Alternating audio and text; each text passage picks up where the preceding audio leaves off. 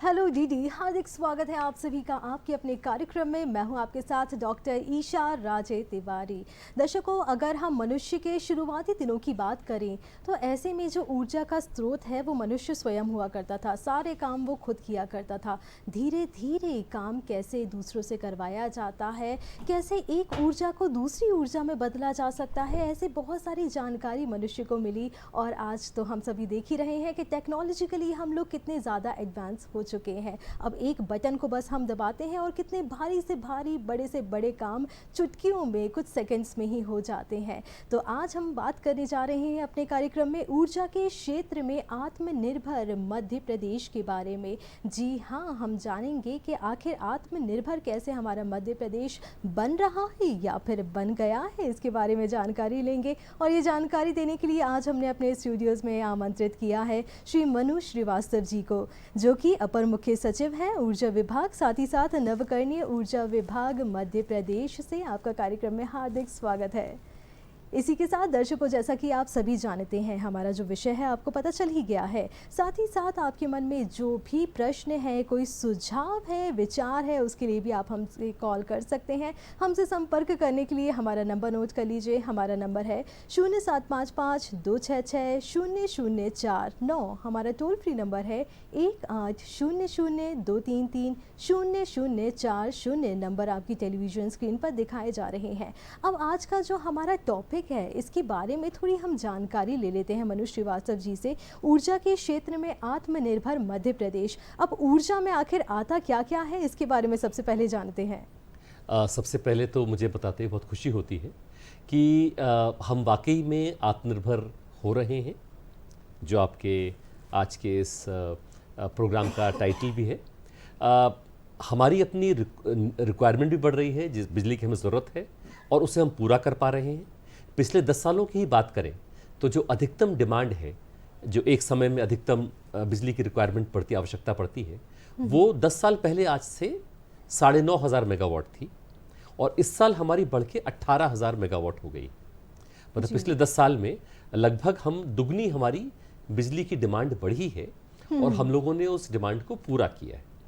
इससे भी अच्छी बात यह है कि हमारा राज्य न सिर्फ मध्य प्रदेश के लोगों की आवश्यकता पूरी कर रहा है, बल्कि अन्य राज्यों को भी हम लोग बिजली प्रदान कर रहे हैं। हमारे राज्य में एक बहुत बड़ा थर्मल प्लांट है, कोयले पर आधारित प्लांट है सिंगरौली में, सासन का प्लांट। सासन के प्लांट से न सिर्फ मध्य प्रदेश को, बल्कि उत्तर भारत के बहुत अधिक संख्या में जो राज्य हैं वो बिजली लेते हैं। उसके अलावा हमारे यहाँ एक बड़ा महत्वपूर्ण सोलर प्रोजेक्ट लगा है रीवा का। रीवा प्रोजेक्ट में से न सिर्फ हमारा राज्य बिजली ले रहा है, 3/4 बिजली हमारा राज्य ले रहा है, पर 1/4 बिजली दिल्ली मेट्रो ले रहा है।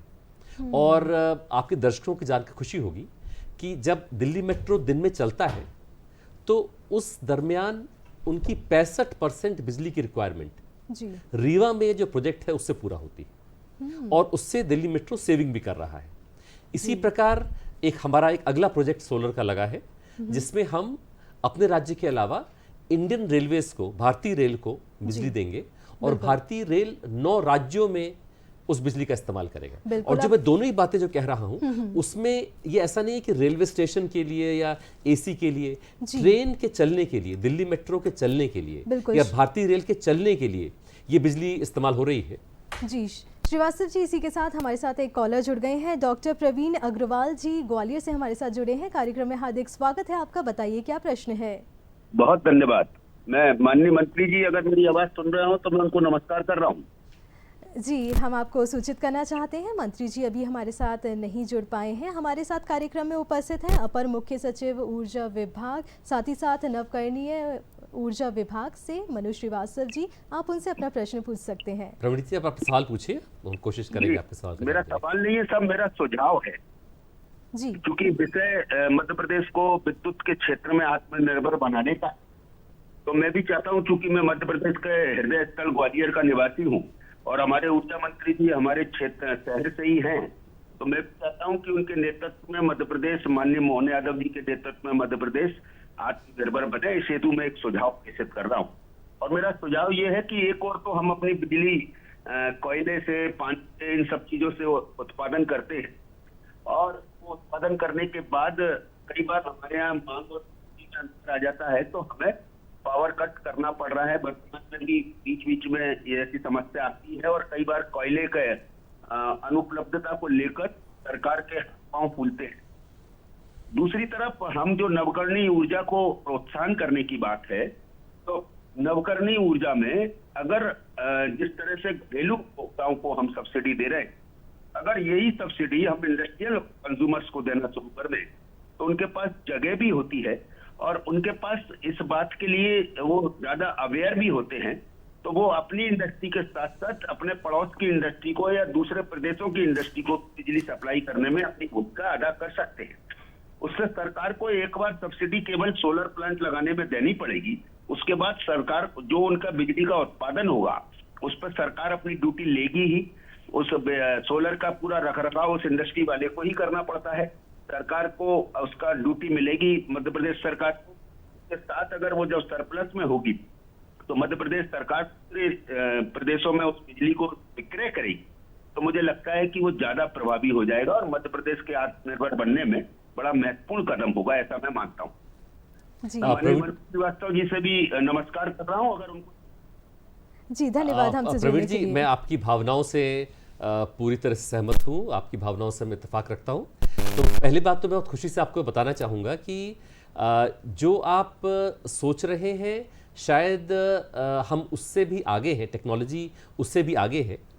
आज से करीबन 5-6 साल पहले ऐसी स्थिति थी कि सोलर को सब्सिडी की आवश्यकता थी।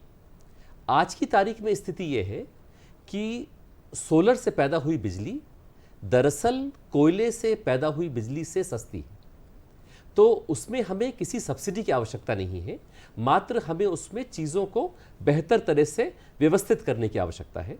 मैं आपको उदाहरण देना चाहूँगा, जैसे मैंने अभी जिक्र किया था कि रीवा प्रोजेक्ट से हम लोग दिल्ली मेट्रो को बिजली देते हैं और राज्य को 3/4 बिजली इस्तेमाल करता है। तो दिल्ली मेट्रो को जो बिजली देते हैं वो दिल्ली मेट्रो को जो दिल्ली की जो डिस्कॉम्स हैं वो जो बिजली दे रही है उससे सस्ती पड़ती है। तो सोलर आज की तारीख में बिना किसी सब्सिडी के, और रीवा प्रोजेक्ट में कोई सब्सिडी नहीं है, बिना सब्सिडी के ये प्रोजेक्ट लगा है।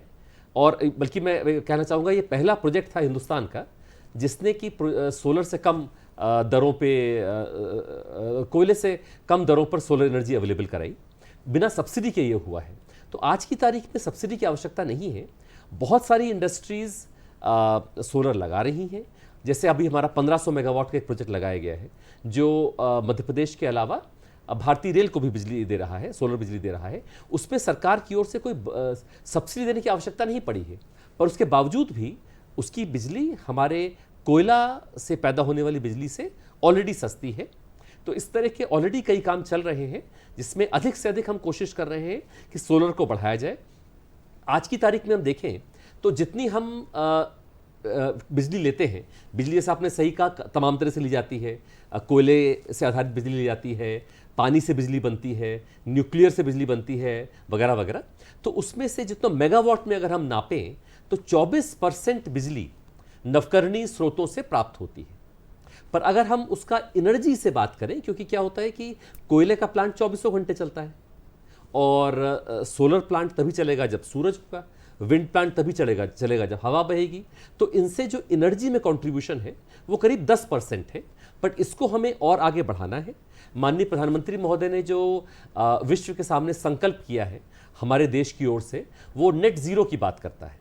उसका मतलब ये हुआ कि भारत की ओर से कोई कार्बन का और एडिशन नहीं किया जाएगा। जिस तरह से हमने दुनिया को नुकसान पहुंचाया है इतने पिछले इंडस्ट्रियल रिवॉल्यूशन जब से शुरू हुआ है, तो ये माननीय प्रधानमंत्री महोदय का देश की ओर से संकल्प है नेट ज़ीरो का। उस दिशा में हमें आगे बढ़ना है। तो हमें जो अपनी नवकरणीय ऊर्जा से आज की तारीख में हम 24% पावर की टर्म्स में और 10% एनर्जी की टर्म्स में ले रहे हैं, उससे कहीं ज़्यादा और बढ़ाना है। इसके लिए हमारी और योजनाएँ हैं। एक हमारा फ्लोटिंग सोलर प्लांट ओंकारेश्वर में लग रहा है, जो ओंकारेश्वर का जो पूरा डैम है उसके ऊपर फ्लोटिंग प्लांट है। एक मुरैना में बहुत बड़ी परियोजना आ रही है। घरों पे हम लोग लगा रहे हैं। एक पीएम सूर्योदय योजना हुई है जिसके बारे में मेरे ख्याल से आज इस प्रोग्राम में ही हम लोग बात करेंगे। सोलर पंप की योजना है, किसानों के पास है। हर सेक्टर के पास हर जो हमारा कस्टमर कैटेगरी है, हर इंडस्ट्री के पास, हर एक के पास हम लोग कोशिश कर रहे हैं कि वो अधिक से अधिक सोलर का इस्तेमाल करें। और मैं बस एक चीज़ आखिर में कहना चाहूँगा कि वो समय बीत गया कि जब सोलर का इस्तेमाल करना एक कुर्बानी थी जो आप प्रकृति को बचाने के लिए कर रहे थे। आज की तारीख में आप एक ही समय दोनों काम कर रहे हैं। आप अपनी बचत भी कर रहे हैं क्योंकि वो थर्मल से सस्ती है, और आप प्रकृति को भी बचा रहे हैं। तो आप एक अच्छा काम भी कर रहे हैं, नेक काम भी कर रहे हैं, और अपनी बचत भी काम कर रहे हैं। दोनों आप एक ही साथ एकम्प्लिश कर रहे हैं, दोनों आप एक ही साथ गोल्स को प्राप्त कर रहे हैं। जी, डॉक्टर अग्रवाल के जो सुझाव था उसमें कहीं ना कहीं एक चिंता भी झलक रही थी कि मध्य प्रदेश में इतना जो प्रोडक्शन किया जा रहा है, इसमें हम दूसरे जो प्रदेश हैं वहाँ भी बांट रहे हैं, हमने दिल्ली को भी दे रहे हैं। तो ऐसा टाइम भी आ जाता है कि जब मध्य प्रदेश को फिर बाहर से लेना पड़ता है? कुछ बातें ऐसी होती हैं जैसे कि हम जिस तरह से हम शासन का प्लांट हमारा राज्य के बाहर बिजली देता है, वैसे कुछ प्लांट ऐसे भी हैं जहां से हम बिजली लेते हैं। क्योंकि जो कोयले आधारित बिजली की अगर हम बात करें तो साधारण सी बात यह है कि प्लांट, समझदारी की बात है, वहीं लगना चाहिए जहां पे कोयला हो। तो कुछ प्लांट्स ऐसे हैं जो कोयलों के सोर्स पे आधारित हैं, जो बाहर के हैं, वहां से भी हम बिजली लेते हैं। पर खास बात यह है कि हम अपनी बिजली की आवश्यकताओं को सफलतापूर्वक पूरी कर रहे हैं। जैसे मैंने कहा कि पिछले 10 साल की ही बात करें, अधिकतम हम 9,500 मेगावाट की आवश्यकता पूर्ति करते थे आज से 10 साल पहले, और आज हम 18,000 मेगावाट की पूरी कर रहे हैं। हमारे यहाँ जो बिजली की रिक्वायरमेंट है उसके पैटर्न में भी चेंज आया है। राज्य के कई क्षेत्रों में लोग धान बो रहे हैं जो पहले नहीं बोई जाती थी। उसकी वजह से हमारे यहाँ अब बरसात के दौरान भी बिजली की डिमांड बढ़ रही है, वरना पहले ऐसे ज़्यादा होता था कि बरसात के दिनों में हमें बिजली की बहुत कम आवश्यकता होती थी। तो उस समय जो पंजाब, हरियाणा, दिल्ली जैसे राज्य थे उनको हम बिजली दिया करते थे, क्योंकि पंजाब, हरियाणा में क्योंकि वो लोग धान काफ़ी उगाते हैं, इसलिए बरसात के दौरान भी उन्हें सिंचाई के लिए एक्स्ट्रा बिजली चाहिए होती है। और दिल्ली में क्योंकि गर्मी काफ़ी रहती है, एसी का इस्तेमाल ज़्यादा होता है, इसलिए वहाँ पे बरसात के दिनों में उमस बहुत होती है, एसी का इस्तेमाल ज़्यादा होता है, इसलिए वहाँ बिजली की आवश्यकता रहती थी। तो हम लोग जुलाई, अगस्त, सितंबर में जब हमारे यहाँ बरसात होती थी तब बिजली देते थे उन राज्यों को। और हमारे यहाँ जब रबी के दौरान बिजली की अधिक आवश्यकता होती है रबी की सिंचाई के लिए, अक्टूबर से शुरू होकर लगभग फरवरी तक, तब हम उन राज्यों से बिजली वापस लिया करते थे। वो व्यवस्था अभी भी कायम है, और उसके तहत हम अन्य राज्यों से सहयोग करके उन राज्यों की आवश्यकताएं भी पूर्ति कर रहे हैं और अपने राज्य की आवश्यकता पे वो भी पूर्ति कर रहे हैं। यानी ये चिंताजनक विषय नहीं है। अगर जो भी उपभोक्ता हैं उन्हें लग रहा हो कि मध्य प्रदेश में इतना ज़्यादा प्रोडक्शन हो रहा है एनर्जी का, वो दे रहे हैं तो हमें शायद ना मिले, तो ऐसा नहीं है। सुचारू रूप से सारी चीज़ें चल रही हैं। महेश जी इसी के साथ हमारे साथ जुड़ गए हैं नीमच से, उनका भी सवाल लेते हैं कार्यक्रम में। हार्दिक स्वागत है आपका, बताइए क्या प्रश्न पूछना चाहते हैं आप? मैम नमस्ते। नमस्ते। माननीय सचिव महोदय जी को बहुत बहुत प्रणाम। मैं पूछ रहा था कि जब जुलाई 2022 की एक संविदा नीति के बारे में माननीय मुख्यमंत्री जी शिवराज सिंह जी चौहान द्वारा हम लोगों को बताया गया संविदा महापंचायत के माध्यम से। जी मेरी आवाज आ पा रही है? जी जी आपकी आवाज आ रही है, पूरा प्रश्न करें आप अपना। तो माननीय मुख्यमंत्री, सभी विभागों में संविदा नीति 2023 लागू हो गई है, बस अभी तक ऊर्जा विभाग ही ऐसा बचा कि जिसमें संविदा नीति 2023 लागू नहीं हुई। तो मैं माननीय ऊर्जा सचिव महोदय जी की जानकारी में भी डालना चाहूंगा जी जी कि ये नीति किस कारण से नहीं लागू हो पाई है। अच्छा महेश जी, मैं इसके बारे में अलग से आपको बताते हैं, क्योंकि मेरे ख्याल से इस कार्यक्रम का उद्देश्य ये है कि लोगों को राज्य में जो ऊर्जा की समस्याएं हैं उसके बारे में उसके बारे में बताया जाए। जो इस तरह की व्यक्तिगत समस्याएं उसके बारे में हम लोग अलग से कोशिश करेंगे चर्चा करने की। पर ये हमारी कोशिश ये है कि अधिक से अधिक जो स्टाफ को इस तरह से रखा जाए कि लोगों की समस्याएं दूर हो पाएँ। ये सही है कि पूरे बिजली के, अगर हम पूरा व्यापार देखें, जो पूरा बिजनेस है, उसमें जो कर्मचारियों पे व्यय होता है वो मात्र 2.5-3% ही होता है, बहुत ज़्यादा नहीं होता है। और इसलिए हमें अपनी उन व्यवस्थाओं को ठीक करने की ज़रूरत है। पर उसका उद्देश्य ज़्यादा मेरे ख्याल से ये है कि हमारे उपभोक्ताओं को हम बेहतर सर्विस दे सकें। जो हमारे आपस की आंतरिक व्यवस्थाएं हैं, इनके बारे में मेरे ख्याल से अलग फोरम भी हो सकते हैं जिसके बारे में हम लोग चर्चा कर सकते हैं। बिल्कुल। साथ ही साथ ये भी जानते हैं कि अगर किसी को संपर्क करना है या कोई शिकायत है किसी के मन में, तो उसके लिए उसे कहाँ संपर्क करना पड़ेगा? इसके लिए हमारी वेबसाइट है, ईमेल एड्रेसेस हैं, लोग फ़ोन करते हैं, चिट्ठी लिखते हैं, तमाम उस तरह की व्यवस्थाएं जो सरकार में है। मुख्यमंत्री एक शिकायत की एक पूरी व्यवस्था स्थापित है। उसके अलावा हमारे विभागों में भी ऐसी व्यवस्था स्थापित है। तो दोनों ही तरह की शिकायतें जो कस्टमर्स को हो हमारी सर्विस से, जो उनको अपेक्षा हो हमारी सेवाओं से, और या अगर कोई कर्मचारी हो जिनकी कुछ सेवा संबंधी समस्याएं हो, दोनों तरह की समस्याओं के लिए उस तरह के फोरम जो है उपलब्ध है। बिल्कुल। इसी के साथ अब हम ये भी जानते हैं, क्योंकि जैसा कि प्रधानमंत्री जी ने भी इस बात को लोगों तक पहुंचाया है, सोलर एनर्जी के बारे में हम बात कर रहे हैं, सौर ऊर्जा के बारे में बात कर रहे हैं, तो अगर घर घर में लोग इसे का इस्तेमाल करना चाहते हैं, लगवाना चाहते हैं, तो क्या कुछ प्रोसीजर रहता है इसका? इसके लिए तो माननीय प्रधानमंत्री महोदय द्वारा बहुत बड़ी योजना एक स्वीकृत की गई है, पीएम सूर्योदय योजना। पर मैं इसके बेसिक थोड़ा सा बताना चाहूँगा कि पहली बात तो ये है कि आज की तारीख में बहुत ही समझदारी का निर्णय है घर पे सोलर लगवाना। इसमें आपकी खुद की बचत है, और जैसे मैंने पहले भी कहा था, मैं अपने आप को दोहराऊंगा कि आप एक ही समय 2 बॉक्सेस को टिक कर रहे हैं। आपकी पॉकेट का जो बॉक्स है कि आपकी बचत कितनी हो रही है, और एक आपका दिल का बॉक्स है जो ये कहता है कि आपको एक नेक और अच्छा काम करना चाहिए। आप दोनों ही बॉक्सेस को टिक कर रहे हैं, क्योंकि ना सिर्फ आप अपनी सेविंग करेंगे, बल्कि साथ ही साथ जो ग्लोबल वार्मिंग है, जो एनवायरनमेंट के चैलेंजेस हैं, आप एक तरह से अपने पृथ्वी को बचाने की जो बात की जाती है कि अपनी अगली जनरेशन के लिए हम अपनी पृथ्वी को बचा के रखें, वो भी काम करेंगे जी। तो मैं पहले बचत के बारे में बात करना चाहूँगा।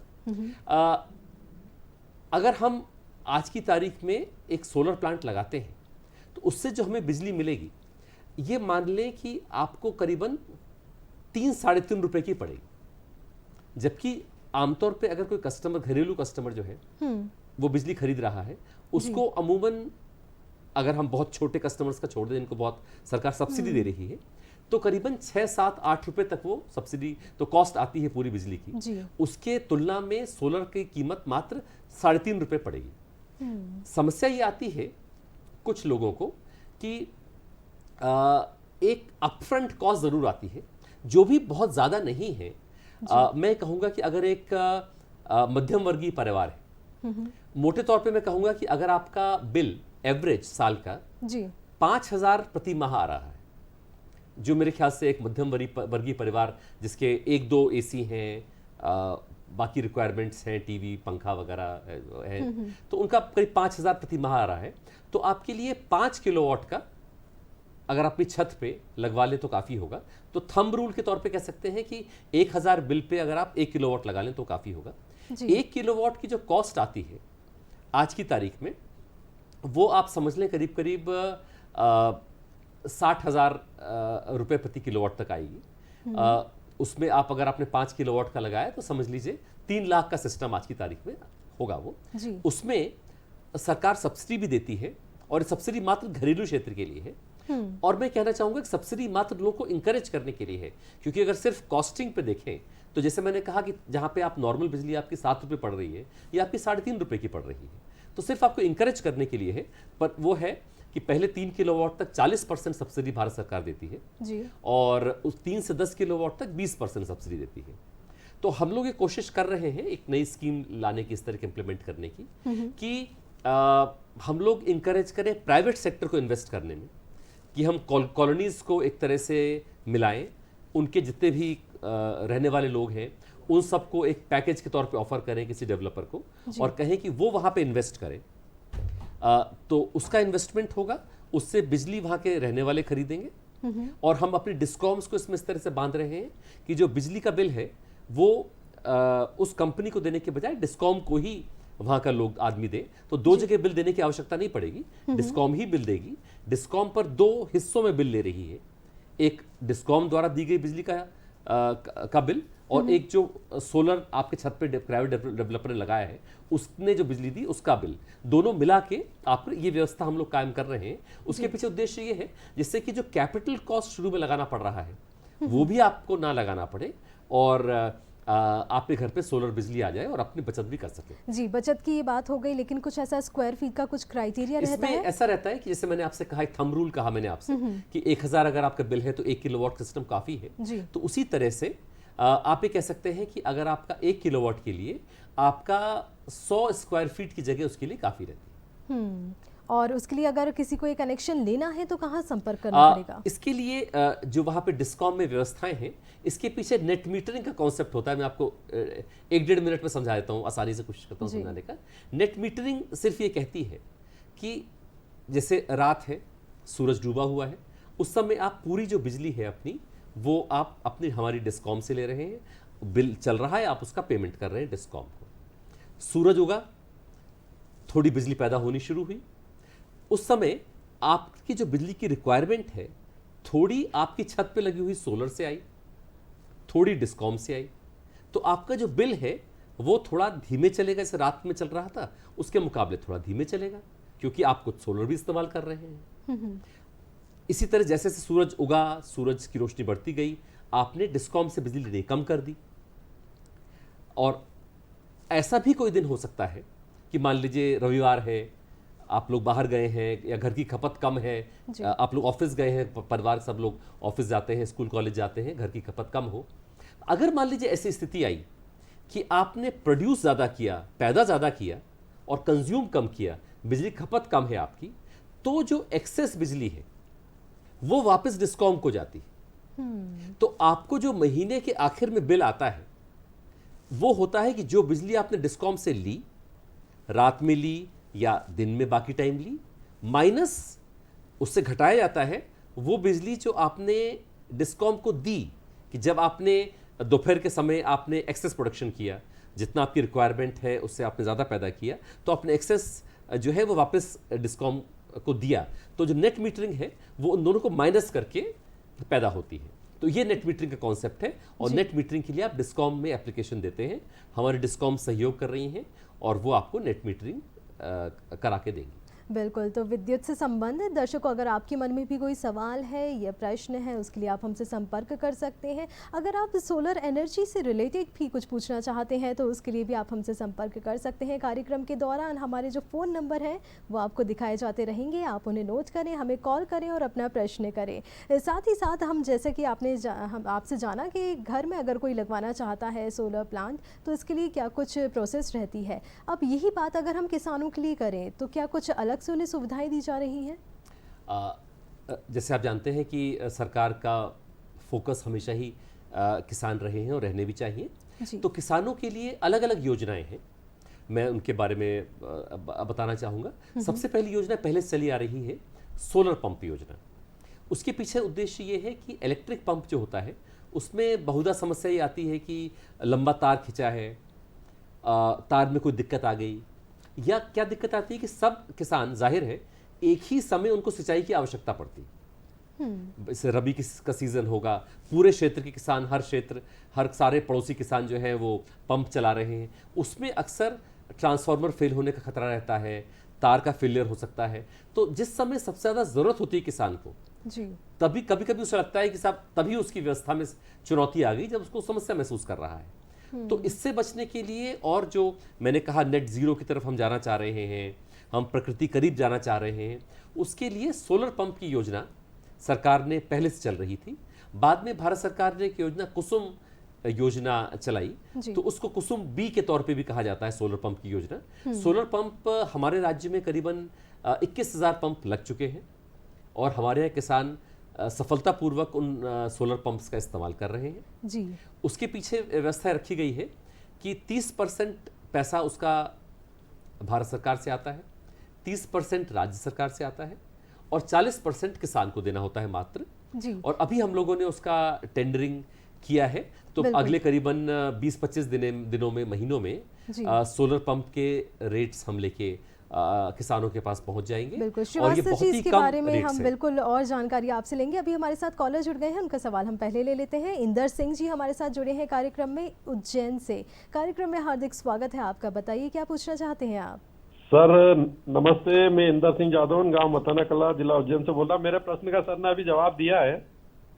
एक्चुअली क्या है कि एक तो पीएम किसान योजना है, पीएम कुसुम योजना, उसका पूछना था। और सोलर पंप के लिए जैसे 5 HP का यदि सोलर पंप लगाना चाहे किसान तो जो उसको क्या सब्सिडी रहेगी, कहाँ आवेदन करेगा? ये मेरा प्रश्न था। और मैं वैसे रेडियो एंकरिंग भी करता हूँ, रेडियो जाकी भी हूँ। जी जी, धन्यवाद खेती धन्यवाद बाड़ी- हमसे जुड़ने के खेती लिए। बाड़ी के और बारे- आपका जो सवाल है उसका उत्तर हम ज़रूर ले लेते हैं। सो मैंने जैसे आपसे पहले या आपका में तो टेलीपैथी की बात हो गई कि आपने जो सवाल पूछने वाले थे उसका जवाब मैंने पहले दे दिया था। बहरहाल तो ये तो रेडियो जॉकी के अलावा टेलीपैथी भी जी, जी। करते हैं। तो बहरहाल तो जो कुसुम बी के बारे में या सोलर पंप के बारे में आपको ऑलरेडी बताया। अलग अलग कैटेगरी के आते हैं, 5 हॉर्स पावर, उससे कम भी आते हैं, 7.5 हॉर्स पावर, 10 हॉर्स पावर, उससे बड़े पंप्स भी आते हैं। उसके अलावा 2 अलग योजनाएं भी हैं कुसुम में, कुसुम ए और कुसुम सी, जी जिसमें व्यवस्था ये है कि जो किसान के पास कोई ज़मीन है गांव में सब स्टेशन के पास, तो वहाँ पर वो सोलर पंप पैनल लगाएंगे, सोलर पैनल से बिजली पैदा करेंगे और हमारे सब स्टेशन में देंगे। तो एक तरह से सरकार डिस्कॉम्स बिजली खरीद रही है, सोलर बिजली खरीद रही है छोटे किसानों से। वरना अक्सर क्या देखा जाता है, जैसे कि रीवा का प्रोजेक्ट है, 750 मेगावाट का प्रोजेक्ट है, 250 मेगावाट के 3 प्रोजेक्ट है, तो बड़ी कंपनी ही वहाँ इन्वेस्ट कर सकती है। जैसे अगर हमें 250 मेगावाट के प्रोजेक्ट की बात करें तो उसका निवेश आप मान लीजिए करीब करीब 1000 करोड़ का है। जाहिर है कि एक सामान्य व्यक्ति के लिए, किसान के लिए संभव नहीं है उस तरह का निवेश कर पाना। पर कुसुम योजना का उद्देश्य ये है जी। कि किसान अपने गांव में अपनी जो खाली ज़मीन पड़ी हुई है, कोई ज़मीन बहुत उपजाऊ नहीं है, सब स्टेशन के पास है, वहाँ पैनल लगाए और वहाँ पे डिस्कॉम्स उनसे बिजली खरीदते हैं। तो इसका फ़ायदा एक ये भी है कि एक डिसेंट्रलाइज्ड इसे जनरेशन कहते हैं, कि जहाँ पे कंज्यूम हो रही है बिजली, उसी के पास अगर बिजली पैदा की जाए जी तो उससे लॉसेस कम होते हैं। वरना क्या होता है, बहुत बड़े बड़े प्लांट है, 4000 मेगावाट का प्लांट है, कहीं लगा हुआ है, वहाँ से जो बिजली का ट्रांसमिशन होता है उसमें लॉसेस बढ़ते हैं। तो ये उद्देश्य भी है कि जो कुसुम योजना का, या इवन घरों पे जो लगाते हैं उसका पीछे भी ये उद्देश्य है, ये डिसेंट्रलाइज्ड प्रोडक्शन जो है, विकेंद्रीकृत प्रोडक्शन जो है, तो कंजम्पशन के सोर्स के पास अगर बिजली हम पैदा करेंगे तो लॉसेस कम होते हैं। जी। मध्य प्रदेश में अगर हम उन लोगों की बात करें जो कि जिन्होंने इंडस्ट्रीज़ अपनी सेट करके रखी हैं, स्टार्टअप्स को इतना ज़्यादा बढ़ावा दिया जा रहा है, लोग अपनी कंपनीज बना रहे हैं, तो उसके लिए क्या कुछ विशेष सुविधाएं उन्हें दी जा रही हैं, अगर हम सोलर एनर्जी की बात करें या फिर वैसे भी अगर हम इन जनरल बात करें विद्युत के बारे में? स्टार्टअप्स के लिए काफ़ी फैसिलिटीज़ हैं और मेरे ख्याल से स्टैंडर्ड जो फैसिलिटीज़ हैं प्रोक्योरमेंट की, उनको सपोर्ट करने की, वो दी जा रही हैं। और कई इस तरह के क्षेत्र में नए हमारे जो यंग इंजीनियर्स हैं वो आए भी हैं, जिन्होंने नए नए इंटरेस्टिंग सॉल्यूशंस दिए हैं। जैसे कुछ लोगों ने एक स्टार्टअप है मध्य प्रदेश छत्तीसगढ़ का, जो सोलर रेफ्रिजरेशन के बारे में उन्होंने काम शुरू किया है। ये किस तरह से सोलर, जैसे आप जानते हैं कि हमारे यहाँ काफ़ी खाद्यान्न, खासतौर पे सब्जियां, फल, वो बर्बाद हो जाते हैं, तो किसान को जो उनका मूल्य मिलना चाहिए वो नहीं मिल पाता। और जब बाजार में माल आता है, सारे किसानों को साथ में आता है, तो कीमतें नीचे चली जाती हैं। जब सामान कम बचता है, कीमतें ऊपर जाती हैं, तब तक किसान सामान स्टोर नहीं कर पाता। तो उसके लिए उन्होंने सोलर रेफ्रिजरेशन का शुरू किया है, तो स्टार्टअप द्वारा ही शुरू किया गया है। और इसके अलावा कई सारे हैं, सोलर रूफटॉप में हैं, जो घरों पे सोलर रूफटॉप लगाते हैं, जो यंग स्टार्टअप्स उन्होंने शुरू किए हैं। और मुझे ये भी बहुत खुशी है बताने में कि कई महिलाएं भी इसमें आई हैं। अक्सर इस तरह माना जाता है कि इंजीनियरिंग एक ऐसा क्षेत्र है जिसमें महिलाएं कम दिखाती। मैं खुद कई कंपनियों को जानता हूँ, उज्जैन में है, इंदौर में है, जो कि महिलाएं लीड कर रही हैं सोलर एनर्जी के क्षेत्र में, इस तरह की कंपनियां। बिल्कुल। तो अगर आप भी संपर्क करना चाहते हैं तो आप इस विभाग से संपर्क करके जितनी भी सुविधाएं दी जा रही हैं उसका लाभ उठा सकते हैं। साथ ही साथ अगर अब हम बिजली की भी बात कर लेते हैं, क्योंकि घर में काफ़ी लोगों को शिकायत होती है कि जितना हम यूज़ नहीं कर रहे हैं, इस्तेमाल नहीं कर रहे हैं, लेकिन जब बिजली का बिल आता है वो काफ़ी ज़्यादा लंबा चौड़ा आ जाता है। तो ऐसे में कहाँ क्या गलती होती है? क्या मीटर तेज़ चलता है? कौन इसे चेक करने आता है? कुछ तो हमें अपने खुद की चीज़ें पर ध्यान रखने की आवश्यकता है। जिसे कहा जाता है कि a what saved is a what generated. तो अब हम खुद अगर ध्यान रखें कि बिजली जिस कमरे में ना हो वहाँ पे हम बिजली बंद कर दें। उसके अलावा इक्विपमेंट्स को हमें देखने की आवश्यकता है। आज की तारीख में एनर्जी एफिशिएंट इक्विपमेंट्स अवेलेबल हैं और उसका सबसे खूबसूरत उदाहरण मेरे ख्याल से एलईडी बल्ब है। जी। एक एलईडी बल्ब जो 9 वॉट का है, जो आजकल बाजार में मिलता है, वो उतनी ही रोशनी देता है जितना कि 100 वॉट का एक इनकेंडेसेंट बल्ब, जिसे लट्टू वाला बल्ब कहा जाता था, जो कहा जाए तो गर्म होता है और आप हाथ नहीं लगा सकते। तो जितनी रोशनी वो 100 वॉट का इनकेंडेसेंट बल्ब दे रहा है, उतनी ही रोशनी 9 वॉट का एलईडी बल्ब दे रहा है। परंतु एलईडी बल्ब की जो बिजली की खपत है वो मात्र 9% है। तो इसका मैंने एक थोड़ा सा गणित लगाया था, तो मैंने ये पाया कि अगर आप दिन में मात्र 6 घंटे बल्ब इस्तेमाल कर रहे हैं, और मेरे ख्याल से अक्सर 6 घंटे बल्ब इस्तेमाल होता है, तो जो बल्ब की कीमत है आजकल 70-80 रुपए करीब कीमत आ रही है, उतना सेविंग आपकी 1 महीने में हो जाती है। तो जब मैंने गणित समझी तो मैंने अपने घर के सारे बल्ब फौरन बदल लिए थे, और यही राय मैं आप लोगों को भी दूंगा। और यही सिद्धांत बल्ब के ऊपर जो लागू है, यही सिद्धांत कई बहुत सारी और चीजों पर भी लागू है। खासतौर पे एसी जो है वो पुराने एसी बहुत इनएफिशिएंट होते हैं और बहुत ज़्यादा बिजली खाते हैं। यही बात हमारे किसानों के पंप्स की है। कई किसान क्या करते हैं, अपने मोटर पंप की जो रिवाइंडिंग है वो स्थानीय बाजार में करा लेते हैं, उससे उसकी बिजली की खपत बहुत बढ़ जाती है, और फिर शिकायत होती है कि बिजली का बिल जो है वो अधिक आ गया है जी। इसके अलावा सोलर भी एक ऐसा तरीका है जिससे कि हम लोग अपनी बिजली की बिल कम कर सकते हैं। इसके अलावा भी अगर आपकी कोई शिकायतें हो तो हमारे उसमें वेबसाइट पे हमारी कंज्यूमर हेल्पलाइंस भी हैं, उसमें आप शिकायत कर सकते हैं। हम लोग कोशिश करेंगे कि आपको आपकी समस्या को इस बारे में इसका दूर किया जाए। साथ ही साथ में ये भी मतलब अनुरोध करना चाहूँगा कि बिजली भी एक कोई मुफ्त पैदा नहीं होती है, बिजली की कीमत होती है, और हमारे राज्य सरकार पे जो सब्सिडी का भार है वो बढ़ता ही जा रहा है। मैं आपके दर्शकों से बताना चाहूँगा कि हमारे राज्य में जितना पैसा कस्टमर से आता है बिजली के लिए, उतना ही पैसा सरकार सब्सिडी के तौर पे देती है। तो आप सोचिए कितना एक मुश्किल चुनौती सरकार के सामने हो गई है कि आधा जितना पैसा कस्टमर दे रहे हैं उतना ही पैसा सरकार, ये पैसा बेहतर स्कूल बनाने, बेहतर सड़कों के लिए, बेहतर अस्पतालों के लिए खर्च हो सकता था। बिल्कुल, तो कहीं ना कहीं जो बचत के आपने उपाय बताए हैं, और ये भी शायद मेरे ख्याल से है कि हमें कहीं ना कहीं ये जिम्मेदारी भी उठानी है कि जो हमारा पड़ोसी या अपने जान पहचान कोई व्यक्ति अगर बिजली चोरी कर रहा है जी, तो वो किसी और की बिजली चोरी नहीं कर रहा, वो नुकसान आपको भी पहुंचा रहा है, क्योंकि जो पैसा है वो सरकार का पैसा है। उस सरकार के पैसे से बेहतर अस्पताल बन सकते थे, बेहतर स्कूल चल सकते थे, बेहतर सड़कें बन सकती थी, और जो लोग बिल दे रहे हैं वो दरअसल उनको नुकसान पहुंचा रहे हैं, जो लोग बिल नहीं दे रहे हैं या बिजली चुरा रहे हैं। जी श्रीवास्तव जी, तो इसके लिए जो लोग हैं वो शिकायत करें या फिर आपके विभाग की ओर से भी कोई ऐसी टीम जाती है? हम लोग लगातार उस दिशा में काम कर रहे हैं, लगातार हम लोग उस दिशा में सजग हैं, जगह जगह कार्यवाही की जाती है। मैं खुद अभी कुछ क्षेत्रों में, जिलों में जहाँ पे अनऑथराइज्ड कॉलोनी थी, मैं वहाँ खुद गया था समझने के लिए। माननीय मंत्री महोदय, अन्य अधिकारीगण भी जाके समझने की कोशिश करते हैं। पर साथ ही साथ मैं अनुरोध सबसे करना चाहूँगा कि जो हमारे कस्टमर हैं वो भी हमें सहयोग दें। तो इसमें हम कोई एक दूसरे के अगेंस्ट, कोई एक दूसरे के विरुद्ध कोई हम युद्ध नहीं लड़ रहे, कोई एक दूसरे के विरुद्ध मैच नहीं खेल रहे।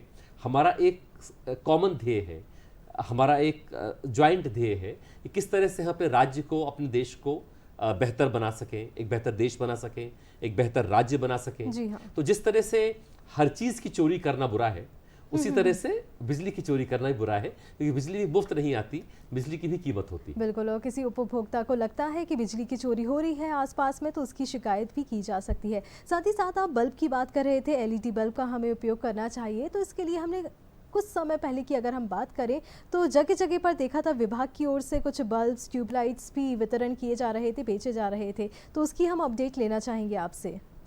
ये बहुत ही अच्छी एक स्कीम शुरू की थी और मैं इसे एक आइडियल स्कीम मानूंगा, क्योंकि इसने सरकार में बिना सब्सिडी दिए एलईडी बल्ब्स की कीमत को कम कर सकी।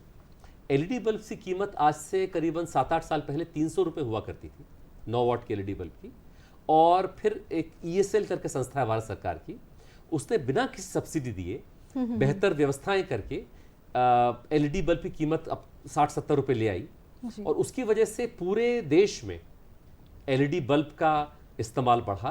और आज की तारीख में तो न सिर्फ घरों में, मैंने कितनी ही जगह देखा है कि सड़क पे जाते हुए ढाबों पे जो साइड में झालर सी लगी होती है वो भी LED बल्ब्स की होती है। जी तो हाँ। LED बल्ब्स का बहुत ज़्यादा इस्तेमाल हुआ है, बिना किसी सब्सिडी के ये योजना लागू है। हम लोग ये वितरण करने की व्यवस्था कर रहे हैं, पर इसमें और भी हम लोग करेंगे। और साथ ही साथ ये भी कोशिश रहेगी कि जो नगर निगम, नगर पालिका वगैरह के जी। बड़े बड़े हाई मास्क होते हैं, उनमें भी इस तरह के एनर्जी एफिशिएंट बल्ब्स लगाए जाएं। जी बिल्कुल, इसके साथ साथ जो high tension high voltage line जाती है, इससे जुड़े हम कुछ रूल्स के बारे में भी आपसे जानकारी लेना चाहेंगे, क्योंकि लोग नए घर बनाते हैं, ऐसे में घर के ऊपर से ही जा रही होती है। क्या कुछ रूल्स होते हैं इसको लेकर? दरअसल इसमें नियम यही है कि जहाँ पे हाई टेंशन वायर है वहाँ पे मकान ना बनाए जाए, और अगर आप बनाना चाहते हैं तो फिर उसके लिए उसकी कॉस्ट देनी होगी उसकी शिफ्टिंग के लिए जी। क्योंकि वहाँ पे परमिटेड नहीं होता, क्योंकि उससे जीवन को खतरा है, किसी को भी चोट लग सकती है, जान जा सकती है। हाई टेंशन वायर का करंट काफ़ी होता है, कोई भी शरीर उसको बर्दाश्त नहीं कर सकता। जी। तो ये आवश्यक है कि हम सब लोग इस एहतियात को बरतें। बिल्कुल, एडवांसमेंट की हम बात कर रहे हैं, टेक्नोलॉजिकल एडवांसमेंट की, तो ऐसे में जानते हैं कि विभाग के द्वारा क्या कुछ नई सुविधाएं ऑनलाइन दी गई हैं? एक तो मेरे ख्याल सबसे ज़्यादा जो लोग इस्तेमाल भी कर रहे हैं वो ऑनलाइन बिल पेमेंट की व्यवस्था है। बहुत अधिक संख्या में लोग आजकल ऑनलाइन बिल पेमेंट करते हैं। लोगों की जो कंप्लेंट्स हैं वो भी ऑनलाइन ली जाती हैं। जब भी कोई प्लान्ड मेंटेनेंस होता है उसको हम ना सिर्फ वेबसाइट पे डालते हैं बल्कि SMS के माध्यम से भी लोगों को बताते हैं। अगर आपको नया कनेक्शन लेना है उसकी भी ऑनलाइन व्यवस्था की गई है। जी। जो फिजिबिलिटी रिपोर्ट वगैरह दी जाती है वो भी ऑनलाइन व्यवस्था की गई है। हम धीरे धीरे वही कोशिश कर रहे हैं, जैसे आज की तारीख में अगर हम देखें तो बैंक कितना कम जाने की आवश्यकता होती है। हम बैंक, आपके आमतौर पे फ़ोन पे ही बैंक है, बैंकिंग सर्विसेज आपकी अवेलेबल हैं। हम वही व्यवस्था लाने की कोशिश कर रहे हैं कि बेहतर से बेहतर आपके पास व्यवस्था हो। जी। और जिस तरह का कस्टमर सेटिस्फैक्शन आपको किसी अच्छे बैंक से के साथ डील करने में मिलता है, उसी तरह का सेटिस्फैक्शन आपको हमारी कंपनीज के साथ डील करने में भी मिल सके। बिल्कुल, जो सुविधाएं दी जा रही हैं ऑनलाइन की अगर हम बात करें तो ऐसे में लोगों को बहुत सारी ऐसी प्रॉब्लम्स है वो भी फेस करनी पड़ती हैं। जैसे ऑनलाइन पेमेंट वो कर देते हैं, उनके बैंक में से उतने रुपए कट जाते हैं, लेकिन फिर भी जो बिल है उसमें दिखाया जाता है कि अभी तक भुगतान नहीं हुआ है। कैसे निपटा जाए इन समस्याओं से? इस तरह की जहाँ जहाँ पे इस तरह की ध्यान में समस्याएं आ रही हैं या आई हैं उसको हम लोग ध्यान में रखेंगे। हम व्यवस्था को नियमित तौर पे सुधार रहे हैं और मेरे ख्याल से इस तरह की आपने शिकायतें, अब बहुत ही कम इस तरह की समस्याएं आती हैं, पर अगर आती है तो हम इसको पूरी गंभीरता से लेंगे, क्योंकि एक तरह से कंज्यूमर को कॉन्फिडेंस होना चाहिए जी। कि जब वो अपना नेट बैंकिंग में एक अपना OTP डाल रहा है और पैसा ट्रांसफ़र कर रहा है तो हमारे में क्रेडिट हो। तो हमारी जिम्मेदारी है कि हम कस्टमर को वो कॉन्फिडेंस दें, वो विश्वास दें हम में, और हम उसके लिए पूरी कोशिश करें। जी, अक्सर सुनने को मिलता है कि बिल माफ़ कर दिया गया है, तो ऐसे कौन कौन सी चीज़ें होती हैं जब बिल को माफ़ किया जाता है बिजली के? देखिए, बिल दरअसल माफ़ी जो शब्द है उसका आशय दरअसल सिर्फ ये है कि सरकार उस बिल का बोझ उठा रही, या जैसे हम छूट भी देते हैं जी। तो उसका आशय ये है कि सरकार उसका बोझ उठा रही है। ये हमें समझना होगा कि सरकार की भी क्षमता सीमित है, क्योंकि जैसे मैंने आपसे अनुरोध किया, हमारा राज्य में ऐसी स्थिति है कि जितना पैसा हम कस्टमर से ले रहे हैं उतना ही पैसा सब्सिडी से आ रहा है। जी। उसका बहुत कारण ये है कि हमारे यहाँ पे जो समझ लीजिए ऐसे कस्टमर सेगमेंट्स हैं जिनमें की रियायत दी जाती है या सरकार सब्सिडी देती है, वो काफ़ी ज़्यादा है। जैसे हमारे यहाँ इंडस्ट्री के मुकाबले हमारे यहाँ पे जो किसानों का सेगमेंट है वो काफ़ी ज़्यादा है, उनको ज़ाहिर सब्सिडी दी जाती है। तो इसके कारण से जो छूट दी जाती है दरअसल, तो हम लोग छूट दे रहे हैं छोटे घरेलू कस्टमर्स को दे रहे हैं जिनकी 1 यूनिट प्रतिदिन या 30 यूनिट प्रति माह तक इस्तेमाल करते हैं, जो 100 यूनिट तक बिजली इस्तेमाल करते हैं। जी। नीचे जो कैटेगरी कस्टमर्स है जो कम बिजली खपत करते हैं, उनमें भी कम हम टैरिफ लगाते हैं। किसानों को सब्सिडी दी जाती है। जो नई इंडस्ट्रीज आती हैं उनको भी सरकार सब्सिडी देती है इंकरेजमेंट के तौर पे कि जो एडिशनल इन्वेस्टमेंट हो, नई कोई यूनिट लगाए, उसको 1 रुपये का छूट दी जाती है।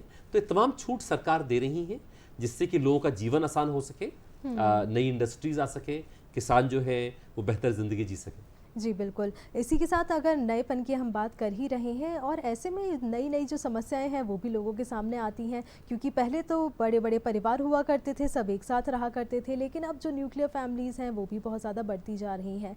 तो वो परिवार जो साथ में रह रहे हैं लेकिन उन्हें चाहिए कि बहुत सारे हमारे मीटर अलग अलग लगे रहें, तो इसके लिए क्या कुछ उन्हें कनेक्शन के लिए करना पड़ता है? ये हम लोग उम्मीद करते हैं कि आपके पास कोई भी ऐसा लीगल डॉक्यूमेंट हो जो ये दिखा सके कि आपके घर का बंटवारा हुआ है, और उसके बाद हम अलग अलग बिल देते हैं। और उसका कारण भी मैं आपको बताना चाहूँगा कि कारण ऐसा क्यों किया जाता है। वरना बड़ा आसान है, किसी भी जैसे हमारे यहाँ सिस्टम ये है कि बिजली की शुरुआती खपत का रेट कम होती है, यूनिट कम होते हैं, रेट कम होता है। जैसे जैसे आपका स्लैब बढ़ता जाता है वैसे वैसे आपका जो बिजली का टैरिफ है, बिजली का रेट बढ़ता जाता है। जी। तो अगर हम ऐसा न करें और बड़ा आसान कर दें कि जो भी चाहे अपने बिल को 10 बिलों में बांट सकता है, तो मान लीजिए किसी की 1000 यूनिट है और वो उसको 10 हिस्सों में बांट के हर कमरे का एक अलग अलग मीटर लगवा के अपने हर एक बिल को 100 यूनिट से नीचे ला सकता है, जिसका बिल कुछ भी नहीं हो। तो इसलिए ये हमारी ऊपर भी हमारी मजबूरी है कि हम इसे एकदम ढील नहीं दे सकते कि जो भी चाहे वो अपने घर को जितने चाहे हिस्सों में बता दे कि हमें बांट लिया है, और हम एक बिल को 10 बिलों में बांट दें और हमें कुछ भी पैसा ना मिले। तो इसके लिए व्यवस्था रखी गई है कि कोई भी लीगल डॉक्यूमेंट हो जो बंटवारे को दिखाता हो। ये हम भी समझते हैं कि ज्वाइंट फैमिलीज अक्सर आपसी समस्याओं के कारण अलग अलग फैमिलीज में बढ़ जाती हैं, किचन अलग हो जाते हैं, पर उस केस में हम यही उम्मीद करते हैं कि कोई भी लीगल डॉक्यूमेंट मिले जो दिखा सके कि आपका पार्टीशन हुआ है, और उसके बाद हम सहर्ष आपको नया कनेक्शन दे देंगे। बिल्कुल। बचत की जब हम बात कर रहे थे तो आपने लोगों से कहा कि मेंटेनेंस, जो हमारे पास इक्विपमेंट्स रहते हैं, जो भी मशीन्स लगी हुई हैं घर में, उसकी मेंटेनेंस हो तो जो बचत है उसकी भी बचत की जा सकती है। साथ ही साथ अगर हम आपके विभाग से संबंधित बात करें, जो खंबे लगे रहते हैं, जो ट्रांसफार्मर्स रहते हैं, उसमें आए दिन कुछ ना कुछ गड़बड़ी होती रहती है, इनकी मेंटेनेंस क्यों नहीं की जाती है? इनकी मेंटेनेंस की जाती है, और उसके अलावा एक जो अब कॉन्सेप्ट आजकल काफ़ी जब इस्तेमाल हो रहा है वो है प्रिवेंटिव मेंटेनेंस का। मतलब एक बात तो ये हुई कि जब ट्रांसफार्मर फेल हो गया जी, तब उसको रिप्लेस किया जाए। जाहिर है उसमें समय भी लगेगा, कस्टमर्स को तकलीफ भी होगी, उतने समय तक बिजली नहीं होगी, और साथ ही साथ हमारा नुकसान भी होगा। भाई ट्रांसफार्मर जल गया तो जाहिर है ट्रांसफार्मर को रिप्लेस करना पड़ेगा। तो आजकल इस तरह की व्यवस्थाएं हो गई हैं कि जो इंटरनेट ऑफ थिंग्स के माध्यम से जी। कि आप टेम्परेचर मॉनिटर करते हैं कि अगर टेम्परेचर किसी ट्रांसफार्मर का बढ़ रहा है, ट्रांसफार्मर में जो ऑयल होता है उसका अगर टेम्परेचर बढ़ रहा है, तो वो एक तरह से इसका इंडिकेशन है कि कुछ चीज़ खराब होने वाली है। जी। और प्रिवेंटिव मेंटेनेंस है ही ये कि चीज़ को हम खराब होने से पहले रोक लें। जैसे कि आप खुद डॉक्टर हैं, तो जैसे कि TMT कराया जाता है, जी। तो एक तरीके से ये होता है हार्ट अटैक का इंतजार करें, और हार्ट अटैक होने के बाद हम कहें कि ठीक है साहब हार्ट अटैक हो गया, तो अब आप अपना हार्ट ट्रांसप्लांट कराइए या एंजियोप्लास्टी कराइए। परेशानी तो ये नहीं है, दरअसल prevention पहले जो से ही हम कर ट्रेडमिल लें। टेस्ट होता है जी। जो हम लोग कराते हैं आजकल, समझ लीजिए उसी तरह का प्रिवेंटिव मेंटेनेंस है जी। कि नुकसान हो उससे पहले हम समझ लें और चीज़ को संभालने की कोशिश करें। बिल्कुल। जिन लोगों ने अपने जो मकान है किराए पर दिए हुए हैं, ऐसे में वो सब मीटर का उपयोग करते हैं, कितने सब मीटर्स लग सकते हैं लगभग, और इसके लिए क्या प्रक्रिया रहती है? उसके लिए अगर आप ये दिखा सकें कि आपने किराएदारी का एग्रीमेंट है तो आपका सब मीटर लग सकता है। उसके अलावा ये है कि कई ऐसे आजकल संस्थाएं हैं जो सिंगल पॉइंट कनेक्शन लेती हैं, जैसे कई रेजिडेंशियल कॉलोनीज हैं, कई टाउनशिप्स हैं, जैसे यहाँ पे मान लीजिए भोपाल में NIT मैनेट है, तो मैनेट एक सिंगल पॉइंट कनेक्शन लेता है। कई इस तरह के कैंपसेस हैं जो सिंगल पॉइंट कनेक्शन लेते हैं। जी। उसके अलावा कई कॉलोनीज भी हैं जो सिंगल पॉइंट कनेक्शन देती हैं, वहाँ भी व्यवस्था रहती है कि वो एक पॉइंट पे डिस्कॉम को पे कर देती हैं, पर अंदर वो अपने मीटर लगाती हैं, जिससे कि वो अपने जो अलग अलग इंडिविजुअल्स हैं, फैमिलीज हैं, उनसे पहले पैसा ले सकते। जी बिल्कुल। सुरक्षा की अगर हम बात करें तो ऐसे में जो वायर्स होते हैं, बिजली के जो तार होते हैं, उनका कितना महत्व है, क्योंकि घरों में लगे जो रहते हैं बहुत पुराने, वही चलते रहते हैं और उसको लोग चेंज भी नहीं करवाते हैं। तो सुरक्षा के पॉइंट ऑफ व्यू से कितना ज़्यादा महत्वपूर्ण है ये? दोनों ही लिहाज से महत्वपूर्ण है। सुरक्षा सबसे ज़रूरी है क्योंकि ये ह्यूमन लाइफ का मुद्दा है, सेफ्टी का मुद्दा है। पर साथ ही साथ मैं कहना चाहूँगा कि जो शुरू में आपने कहा था कि बिजली का बिल अक्सर बढ़ता है, तो बिजली के बिल बढ़ने के कारण भी दो इससे जुड़े हुए हैं। एक तो ये है कि तार जो है अक्सर उस पर लॉसेस बहुत ज़्यादा होते हैं, उसकी वजह से भी अक्सर जो शिकायत आती है कि बिल ज़्यादा बढ़ रहा है, क्योंकि आप लॉसेस, क्योंकि देखिए ऐसे कि जहाँ मीटर है, डिस्कॉम की दुनिया मीटर के पहले तक है और मीटर के बाद आपकी दुनिया है जी। तो अगर मीटर के बाद कोई समस्या है, अगर कोई मान लीजिए ऐसे तार हैं जो पुराने हैं, जिससे लीकेज हो रहा है, उससे बिजली का नुकसान आपका हो रहा है। जो मीटर लगा है वो न सिर्फ उस बिजली को गिनेगा जो आप अपने इस्तेमाल के लिए चला रहे हैं, आपका बच्चा पढ़ रहा है, आप टीवी देख रहे हैं, फ्रिज में आपका खाना ठंडा हो रहा है, वगैरह वगैरह, पर साथ ही साथ अगर कोई लीकेज हो रहा है तो उसका भी बिल उसमें आ रहा है। तो आपकी जिम्मेदारी है कि वो करें।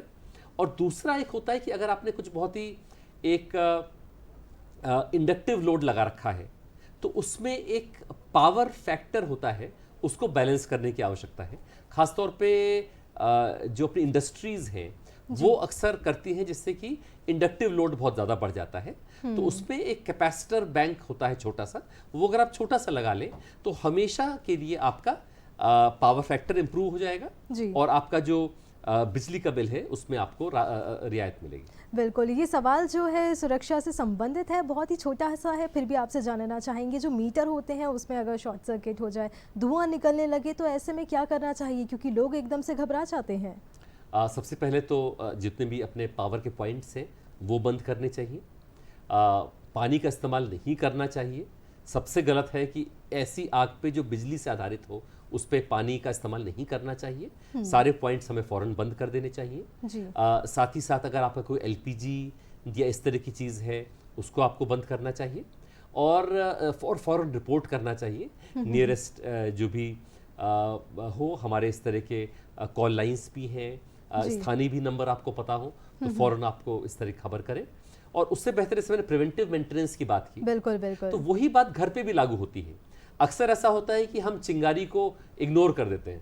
हमें पता है कि यहाँ पे स्विच ऑफ करने पे चिंगारी होती है, बट हम उस बात पे ध्यान नहीं देते। या हमें पता है कि ये रेगुलेटर जो है ज़रूरत से ज़्यादा गर्म हो रहा है, ये पैनल ज़रूरत से ज़्यादा गर्म हो रहा है, यहाँ पे फ्यूज बार बार उड़ रहा है, पर हम लोग उसको तार को बदल के या फ्यूज को बाईपास कर रहे हैं। तो ये सब चीज़ें जो बाईपास कर रहे हैं हम, जिस भी सुरक्षा के व्यवस्था को हम बाईपास कर रहे हैं, वो दरअसल हम अपने लिए और अपने परिवार के लिए एक समस्या पैदा कर रहे हैं। तो इस चीज़ों का भी ध्यान रखना है। बातें बहुत छोटी छोटी सी होती हैं ध्यान रखने के लिए, लेकिन अगर ध्यान नहीं रखते हैं तो आगे बहुत बड़ा कोई हादसा भी हो सकता है। मैं कहना चाहूँगा, देखिए परिवार जो है वो हमारा सबका एक परिवार है। जो हमारा राज्य का परिवार है, दूरदर्शन में जो लोग सब देख रहे हैं वो परिवार है। किसी भी परिवार को चाहे कोई नुकसान हो, कोई चोट पड़े, वो नुकसान हम में से हर एक का है। इसलिए हम सभी को ध्यान रखना है। कि बिल्कुल। इसी के साथ मनुष श्रीवास्तव जी, आप हमारे साथ कार्यक्रम में जुड़े, इतनी महत्वपूर्ण जानकारी हम सभी को दी, इसके लिए आपका हार्दिक हार्दिक आभार।